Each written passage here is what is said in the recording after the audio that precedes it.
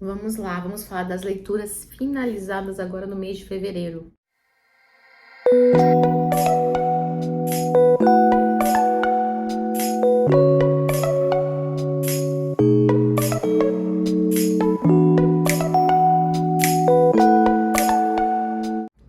Eu tô no meu horário de almoço, então vai ter que ser bem breve. Lembrando que isso aqui não cabe como uma resenha ou algo do tipo. É apenas um comentário das leituras finalizadas durante o mês, que vocês devem ver comentários sobre a leitura do livro e durante a leitura do livro nos vlogs que eu deixo aqui. Então eu faço só esse apanhado do que rolou, o que vai rolar, porque geralmente eu tô muito atrasada nos vlogs do que eu apresento aqui pra vocês. E eventualmente, gente, muito eventualmente, porque eu fico sem tempo mesmo e fazer vlog é muito mais rápido, eu vou fazer uma resenha de algum específico ou não. Até hoje de Madame Bovary tá pronta, faltando só editar e subir, eu não consegui ainda. Mas a gente vai falar brevemente sobre esses livros que eu li. Foram 5 que eu finalizei. 6 que eu finalizei em fevereiro. Não tô dizendo que todos começaram em fevereiro. E aqui é só um resuminho pra vocês entenderem mais ou menos sobre o que se trata. E se são livros que vocês vão ter interesse ou não de ler em algum momento. Então, o primeiro dele, eu vou deixar aqui, porque eu li no Kindle, que é O Mundo da Escrita, do Martin Putner. Acho que é assim que fala o nome dele. Esse livro é um primor. Eu li ele no Clube da Fala Fernanda. Sensacional essa curadoria desse livro, porque eu não teria escolhido ele por conta própria. O que o Martin faz? Ele faz uma viagem literal pelo mundo da escrita. Ele vai para os lugares que ele vai referir ali. Então, ele começa essa viagem falando lá da Grécia, né? Alexandre o Grande, Ilíada, e ele vai explicar, né, da formação da linguagem escrita, né? Porque não começou com o alfabeto. Daí a Ilíada como papel fundamental, junto com a Alexandria, da formação do alfabeto fonético grego. Depois a gente vai entender a origem do papel lá na China, Arábia, a formação do livro em Roma, né, o livro mesmo, os papiros e tal. E aí ele vai viajando em cada lugar, gente. Nessa viagem, ele vai te explicando cada partezinha. E ele vai também mostrando a evolução desse processo, né? As grandes mudanças fundamentais que aconteceram a partir do momento que surgiu a escrita. Então, tem alguns capítulos que são bem caprichosos. Por exemplo, no capítulo 4, ele vai falar de Confúcio, Jesus, Sócrates e eu acho que Buda, né? Que são pessoas que passavam muito verbalmente, né? Totalmente verbal, os preceitos dela, e são pessoas que mudaram a forma que a gente vê o mundo, criaram religiões. E o medo que cada um desses personagens teve de sua fala, seu discurso, a partir do momento que ele fosse escrito, você não conseguisse ter a interpretação adequada. Porque, por exemplo, quando a gente fala uma coisa, né, eu vou falar com uma pessoa assim, poxa, por que você fez isso? É diferente eu falar, pô, por que você fez isso? É totalmente diferente. Então, quando você escreve, você perde um pouco dessa entonação, dessa intenção. Então, o medo era que esse discurso, o discurso dessas pessoas, fosse usado como forma de tirania, né? Como forma de doutrinação, como forma de manipulação, como forma de aprisionamento. E a gente passeia por esses personagens e a gente segue mais, vários personagens. Aí a gente pega o surgimento da escrita com Gutenberg, como isso foi fundamental para a reforma de Lutero. Aí a gente passeia ainda para outros textos fundamentais, além da Bíblia, e a gente tem a discussão do Manifesto Comunista. Achei que esse capítulo ele foi bem brando, assim, suave em suas críticas, mas no outro ele já traz o poder que o Manifesto Comunista do Marx teve de causar a censura, morte e aprisionamento dos literatos russos, né? E aí a gente já conhece a Klamova, acho que assim fala o nome dela. Eu até comprei um livro dos poemas dela, que ela teve que voltar, a gente teve que dar passo para trás. Como ela não podia mais escrever, que ela tinha medo de ser presa, ela ficou ensinando todo mundo os poemas dela, as amigas dela, para gravar oralmente, né?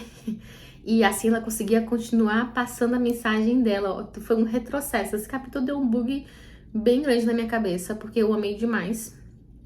E aí a gente segue.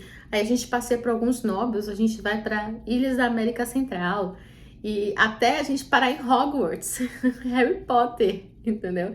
Então ele faz um passeio desse processo da escrita de uma forma fantástica e interessantíssima. Eu adorei esse livro. E eu não vou falar aqui agora em ordem de leitura não, tá, gente? Aqui é um conto, O Nariz, do Gogol. Foi meu primeiro contato com o Gogol. Esse conto, ele é presente em várias coletâneas que você tem na internet, tá, gente? Aqueles contos clássicos russos, até a coletânea dos contos do Gogol. Tem lá. Quero muito ler Almas Mortas dele. Mas eu comecei ele por esse continho. É um conto que usa o absurdo, o realismo, o realismo fantástico, o absurdo, para trazer uma crítica, né? Então, aqui a gente vai conhecer o Kavaliov, eu acho que é esse o nome dele, que é um major que vive muito da aparência e do seu status, que de repente acorda sem seu nariz. E o nariz é uma das portas de entrada da gente pro mundo, né? A primeira coisa que chega ali. E é sem nariz mesmo, gente. Inclusive, o nariz aparece dentro do pão do barbeiro dele.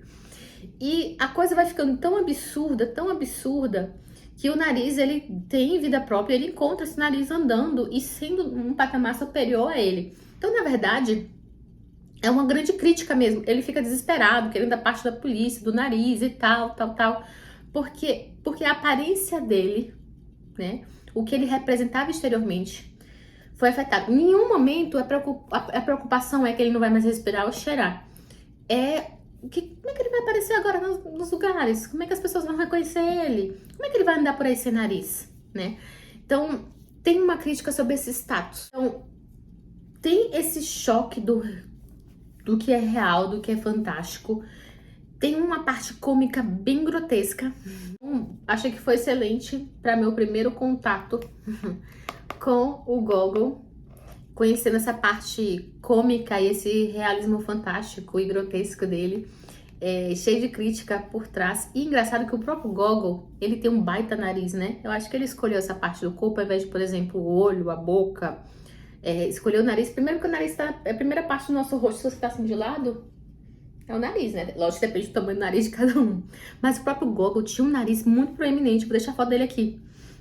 Então eu achei que não foi à toa essa escolha. Eu acabei não lendo muito material de apoio. Eu até vi uma aulinha explicando um pouquinho para entender todos os simbolismos que vai ter nesse conto. Mas achei excelente para começar. Vamos lá, Vênus de 15 anos. Eu acho que essa capa eu vou ter que censurar. Deixa eu ver. Pronto. A Vênus de 15 anos. Esse aqui eu vou ter que falar assim, tá? É atribuído a Charles Swinburne, que é um poeta do período vitoriano. Isso aqui, gente, é um pornô vitoriano, da época vitoriana. Eu não gosto muito de ler livros hot, essas coisas. Não é muito comigo, não faz muito minha praia. Mas foi interessante, do ponto de vista de experiência, conhecer o hot do período vitoriano. Esses eram livros proibidos e que a reprodução deles era meio que total crime, havia tráfico de livros. Então foi interessante. E o final dele, a gente vai voltar para a história, mas o final dele faz uma pesquisa sobre a pornografia do período vitoriano, né? Os escritos pornográficos desse período. E é bem interessante o material de apoio final. É mais interessante do que o livro, porque o livro é uma merda, sendo muito sincera. Não me atraio por esse tipo de literatura. A princípio, não vejo nenhum problema em pessoas adultas que sabem o que fazem ler esse tipo de literatura. Mas aqui é um homem do período vitoriano colocando todas as fantasias dele em cima de duas personagens. A Flossie, que é a principal, mas de duas personagens. Então, todo o desejo para a versão masculina dele. Então, até como mulher, se eu fosse gostar desse tipo de literatura, eu acho que eu não ia gostar do conteúdo, né? Porque não aborda coisas que me tocam, do sentido de excitação, por exemplo. E é muito grotesco, muito literal, assim, eu não tô, não tô acostumada a ler isso e eu não acho que agrega nada pra mim. É um homem que conhece uma órfã de 15 anos que morava em Paris e que foi pra Inglaterra morar com uma amiga X, que eu já nem lembro o nome, porque eu não tô nem mais pro nome desses personagens. Não vai ser um livro que eu vou ler de novo. Talvez a pesquisa do pós-fácil aqui eu leia de novo, porque é muito interessante. Essa menina, ele podia fazer tudo com ela, menos o ato de penetração. E aí, gente, é tipo garganta profunda. A parte oratória e de língua é muito utilizada. Sei que vocês podem me entender. E daí vai. Não posso contar se no final chega, né? Enfim, aos finalmente. Mas é uma fantasia total masculina. De botar várias mulheres juntas. E de mulheres inocentes. E fantasias de sim, eu sou marinheira, eu sou a rainha, eu sou não sei o quê. Nossa, não rolou nada esse livro. Só voltando aqui, o nariz do Gogol. O pessoal do Clube Etos tem um clube só de literatura russa. Que eles vão ler esses contos e com certeza o nariz vai estar. Eu vou deixar o Insta deles aqui, pra ninguém esquecer. Vamos lá, Xi Han, As Boas Mulheres da China. Livro interessantíssimo, não ficção.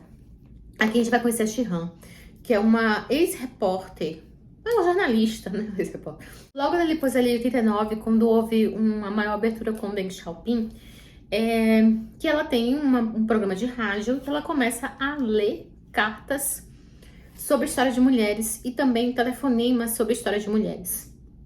O chefe dela faz um convite a ela numa discussão ali. Por que você não vai conhecer? Para você querer saber a essência da mulher na China, você tem que conhecer e visitá-las, né? Nem que é isso de a ideia ali.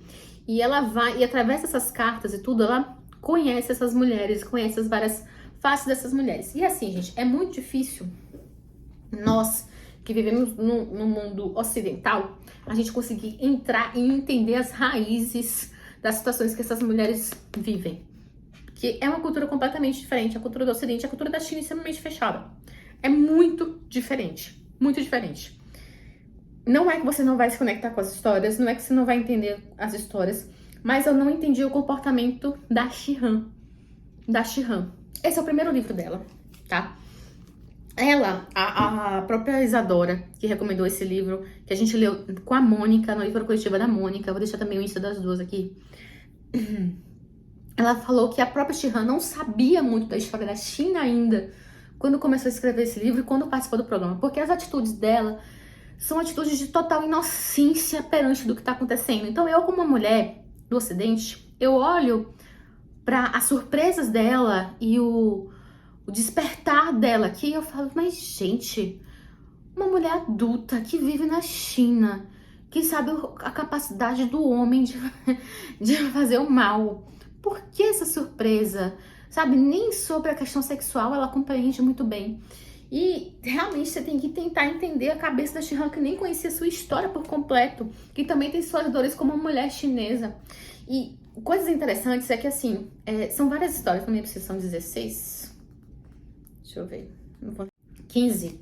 A Mulheres da Colina do Grito é a mais terríveis. São 15 histórias, tá? Não são só 15 mulheres, mas são 15 histórias reais, de carta ou do que ela foi lá e viveu. Ela trabalha com mulheres de diferentes classes sociais, mas todas sempre ligada muito a algo cultural, pré-comunismo, de ser algo cultural da China, e muito do que o comunismo chinês fez com essas mulheres. Muito nisso, tá? Mas sempre o homem com um poder sobre o corpo e um poder sexual sobre a mulher. Porque a maioria dos crimes aqui, as violências, são violências sexuais. Né? O que, quando a gente para analisar um pouco da cultura chinesa que eles têm dessa questão sexual, não entendo do assunto, mas foi uma coisa que eu até discuti com a Karine, acho que a Karine que trouxe a discussão, né? As maiores buscas deles em internet, dessa questão, né, de pornografia e tudo, é sobre violência sexual, né? Um prazer em ver essas coisas. Que é chocante. Muito chocante, como mulher me revolta muito. E tem situações aqui que são revoltantes até como mãe. Teve um capítulo aqui que eu me acabei, chorei, fiquei mal. Eu tava na UTI com o Lucas, quase morri quando li o capítulo. Vai estar em algum em algum vlog aí, porque foi terrível, muitos gatilhos. Mas é um livro essencial pra gente entender essas diferenças, porque a gente tá falando de um lugar que ficou fechado, completamente fechado, e sob o domínio do comunismo. E ainda tem, né? Ainda é bastante fechado e tem muita coisa ali, muito controle ali. Durante muito tempo, que a mulher é obrigada a cuidar da casa, a dar conta de ter filhos e colocar dinheiro em casa. que aqui no Brasil, obviamente, nem todas as mulheres têm escolhas, né? Mas a maioria de nós escolhemos em que caminho vai seguir. A maioria de nós, quando eu falo que estamos aqui tendo acesso à internet, vendo esse tipo de vídeo, né? Mas elas são obrigadas a essas 3 coisas. Obrigadas, é função da mulher. E o jovem é valorizado e o velho é largado de lado. Então, culturalmente, é muito difícil ler esse livro, não ficar indignado e tentar se pôr no local lá. Em alguns momentos, eu achei que ela foi conivente com a situação, sabe? Que eu esperava uma revolta mais, uma denúncia, não, pera aí. E que é possível entender porque que ela teve tal atitude, mas para entender tal atitude, eu tenho que me desconectar de quem eu sou, da minha formação, de tudo que eu sei, de tudo que eu aprendi. E é um exercício difícil e necessário. Porém, a Shihan não escreve bem. É uma escrita jornalística e que ela põe um apelo e uma infantilidade na escrita que me incomodou bastante. Mas isso não desvalida a história, a importância desse livro. Leiam. Por favor, só leiam esse livro. Mas é o primeiro também dela. Eu devo ler algum outro dela, não tenho uma vontade de ler todos dela, não. Mas eu devo ler algum outro, sim, provavelmente Testemunho da China, que é um dos últimos, porque eu acho que a escrita dela deve ter evoluído muito. Mas é isso. Vamos lá, o sol é para todos. Foi da leitura coletiva aberta do nosso clube, da autora Harper Lee. Tem uma série, não vou entrar muito em detalhes, porque tem uma série de 3 vídeos que vão virar 4. Tô deixando essa promessa aqui, pago quando puder. Que eu conto um pouco a introdução e que eu e a Karine, o segundo vídeo não ficou tão bom de áudio, tá, gente? Mas o terceiro tá fantástico. Em que eu e a Karine a gente destrincha capítulo a capítulo desse livro. Então aqui a gente vai conhecer a Scout, a gente vai conhecer o Jem, a gente vai conhecer o Giles e a gente vai conhecer o Atticus. A Scout e o Jem são filhos do Atticus, que é um viúvo que cuida dessas crianças. E que esse livro foi escrito em 1964, lançado mais ou menos por aí. Mas ele foi escrito ambientado em 1930, então pós a Grande Depressão, durante, né, vivendo a Grande Depressão e no contexto do sul dos Estados Unidos, do sul do Alabama, que é a cidade de Maycomb aqui, que seria na verdade Montgomery, se a gente for pensar na cidade que ela nasceu, a Harper Lee, né, a gente pode fazer essa referência, e é feita essa referência, até um museu lá sobre isso. Então imagine o preconceito racial, muito mais do que estrutural, gente, de base da formação daquela sociedade. Então esse livro tem até polêmicas em relação lá nos Estados Unidos sobre se ele deve ser uma leitura de escola ou não, porque as pessoas questionam a linguagem, que é uma linguagem que por vezes pode ser considerada racista em inglês. Acho que em português não pesou, porque é a questão de negro e preto, né? Então aqui não ficou pesado. Mas lá a palavra que usa lá é uma palavra considerada extremamente racista, que era muito utilizada aqui. Então, esse livro é condenado nas escolas por conta disso e é condenado também em algumas ideologias por ter um homem branco sendo o protagonista da história que fala sobre o preconceito racial, que é o Atticus, o pai das crianças. Mas a gente não pode ser anacrônico, não tinha como um livro lá de 60, em que a gente estava começando a conhecer a Rosa Parks, que a gente estava conhecendo o Martin Luther King. Não tem como esses sujeitos, essas figuras, né, elas estavam surgindo em 1930. Não existia protagonismo para elas, espaço para elas falarem. Então, a voz tinha que ser de um homem branco mesmo. E de uma criança, que é a narradora, que é a Scout. Uma criança que começa com 5 anos e vai até uns 9 anos aqui na história. Ela começa quando ela está 9 anos, de quando ela tinha 5, e vai subindo, voltando para os 9 anos. E aqui a gente vê essas crianças, elas perdendo a inocência, entendendo a jogada do mundo adulto, através de uma questão racial absurda, que é o julgamento do Tom, acusado de abusar de uma mulher branca. E, obviamente, não foi ele que cometeu um crime. Leiam para vocês entenderem.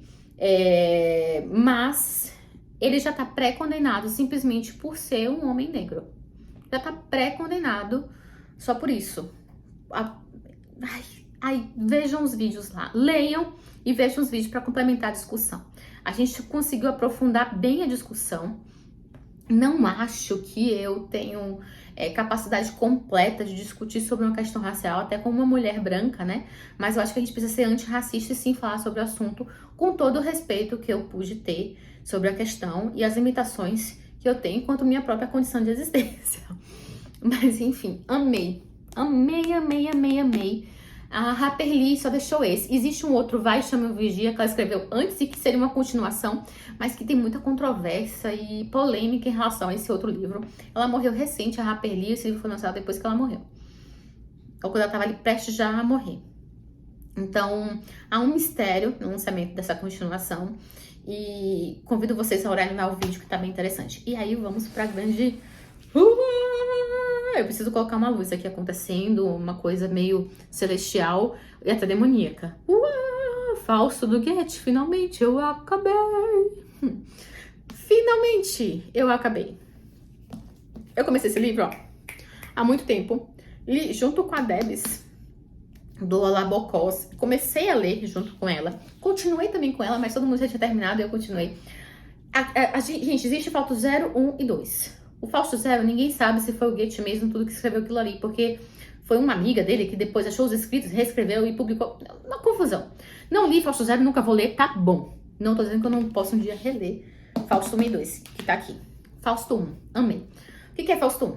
Fausto é uma história do Fausto, um homem que tá ali pra cometer autoextermínio, desencantado que na vida possa haver algo que ele vá se apegar, porque ele já aprendeu de tudo, já viu de tudo, do ponto de vista científico e material, e não tem mais necessidade de estar aqui nesse mundo, não vê mais graça em nada. E aí, logo no início, a Lajó, a gente tem aqui uma aposta que eu posso dizer que Deus faz com a figura demoníaca do Mefistófeles, porque é uma aposta, não é um pacto, não. Uma aposta já ganha por ele, tá, gente? Não tem como essa aposta ser perdida, porque você está apostando com Deus, tá?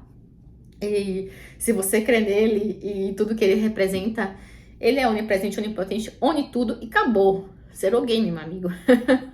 A aposta tá ganha pra Deus, tá? Mas ele induz, né, o Mefistófeles a aceitar essa aposta. O Mefistófeles achando que ele que tá aduzindo a aposta com Deus, mas não é. E ele vai lá e fala assim, Fausto, a alma dele já tá salva. Deus fala, ele, não. Eu quero a alma dele pra mim. Então ele aposta que se...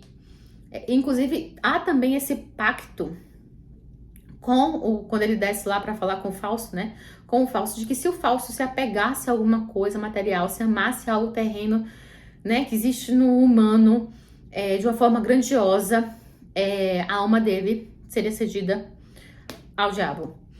E esse é o Pacto Fáustico, muito conhecido, começou com Christian Marlowe, acho que assim que fala, não li, que é o Dr. Faustus dele. Estou lendo agora Dr. Fausto, do Thomas Mann, que também segue esse Pacto Fáustico, mas aqui a gente vai falar de um músico, filósofo lá no Dr. Fausto. Tô amando. Tô no capítulo 4, gente, bem no início, sei lá, a página 30 e poucos, sei lá.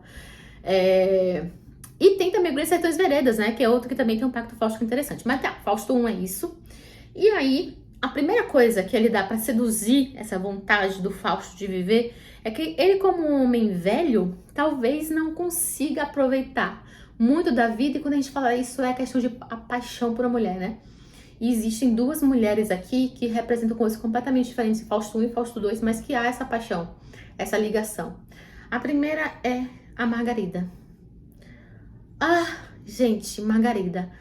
O Fausto 1 é a tragédia da Margarida, que é a menina de 14 anos. O Fausto, ele toma lá da bruxinha, do caderno da bruxa, uma poção lá e fica jovem, tá? E ele seduz a Margarida. E essa sedução, Margarida, leva indiretamente à corrupção de tudo que tá ao redor dela. Tudo que tá ao redor dela cai. Cai, desastre. E Fausto curtindo a vida. A gente vê a Noite das Valpurgas aqui, que é um dia das bruxas alemão, com muita coisa errada.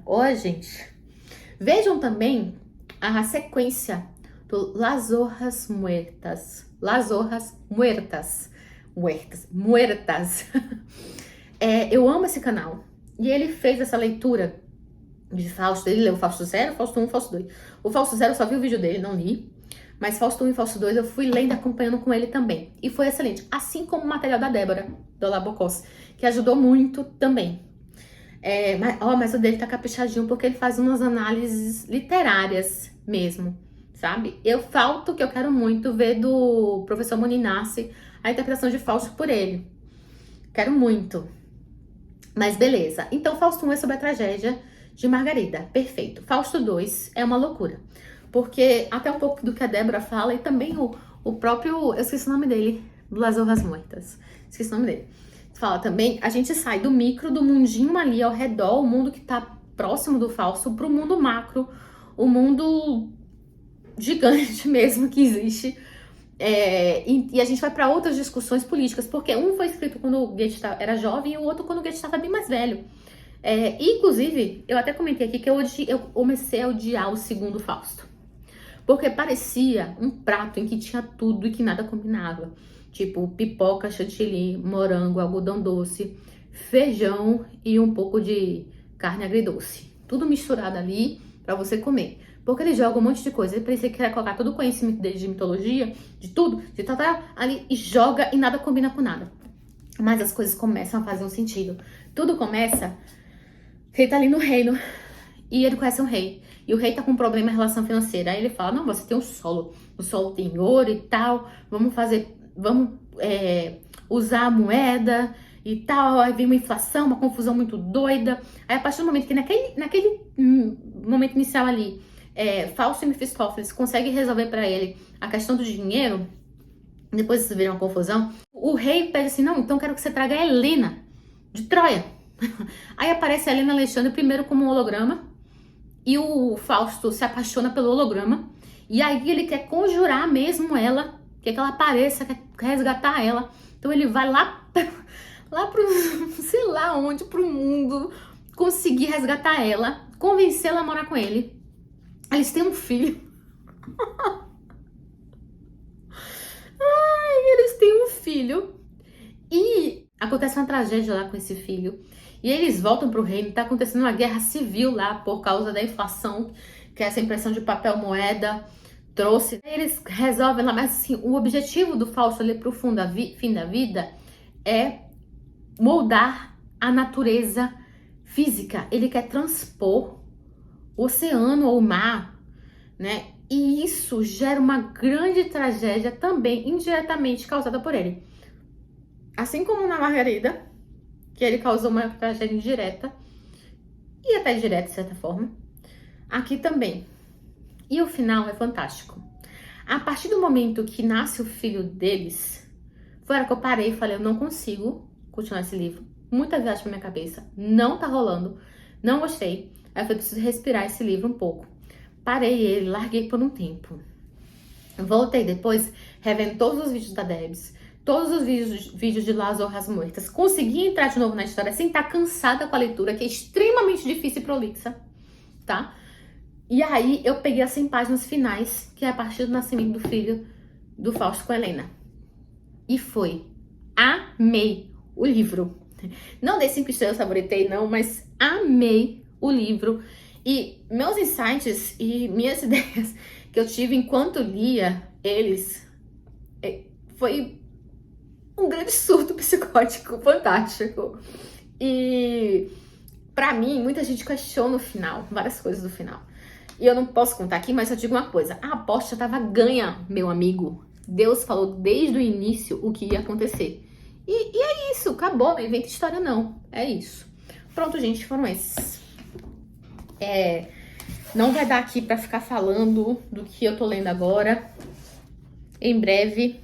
Já terminei pro próximo mês que eu tô gravando aqui, né? 2 livros, tô gravando aqui já passando alguns dias de março. Já terminei outros 2 livros que eu tinha começado há um tempo. Vamos lá. Tá meio corrido, tá meio confuso minha vida. Mas eu tenho um prazer tão grande em ler, fazer esses vídeos, editar os vlogs.